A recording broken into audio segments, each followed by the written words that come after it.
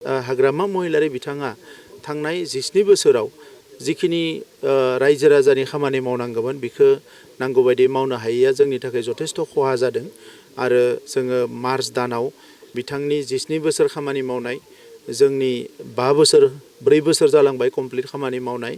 आरो बिथांनि 4 बोसोराव मा जादोंमोन जोंनि 4 बोसोराव मा जादों बे गासैनिबो मोनसे एनालाइसिस होनो थांगासिनो दङ आरो बै समाव रायजो राजाया नुगोन जे बिथांमोना मा मावदोंमोन आरो जों मा मावगोन बिटिसि इलेक्शना 2025 जागोनखाय राजखान्थि दोलोफोरनि गेजेराव गोबां सानलायनाय फैदों बा गावबा गावनि मेथमेटिक्सफोरखौ बयबो खालामदों दा बे हिसाबैनो गोदान गोदान बारहावाफ्रा फैदों नाथाय UPPL हिसाबै जों जोबोद कम्फर्टेबल अबस्थायाव दङ आरो थांनाय 4 बोसोराव जोबोद डेडिकेटेडलि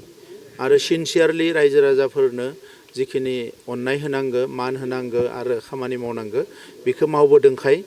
जोंनि फारसे रायजो राजाफोरनि अननाय आरो मोजां मोननाया दैनि दिन बारायलांबाय थादों दा नंखायनो नेक्स्ट जि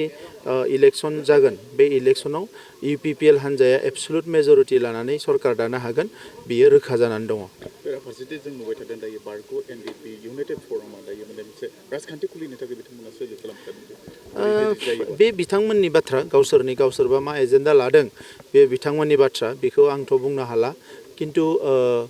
दानि समाव बेबायदि गोदान राजखान्थि दोलो दानानै मायबा मोनसे खालामनो हागोन आंथ' बेखौ बुजियाखै दाबो हाग्रामा महिलारिया दाबो बुंबाय थादों जे चन्दन ब्रह्म काम्फा बरग'या फैबाय बिथांमोना माने दायो डेपुटेसनावसो हरदों होनना बुंदों हाग्रामा महिलारिया बिनिख्रुइ आरो मा साननो हानो हाग्रामा महिलारि बिथाङा बेखिनिनो बिनि लिमिटा साननायनि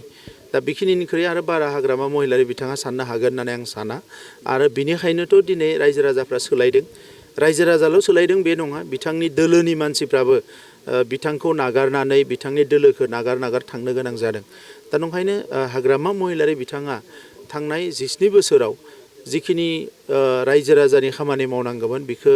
नांगौ बायदि मावनो हायैया जोंनि थाखाय जथेस्थ खहा जादों आरो जोङो मार्च दानाव बिथांनि 17 बोसोर खामानि मावनाय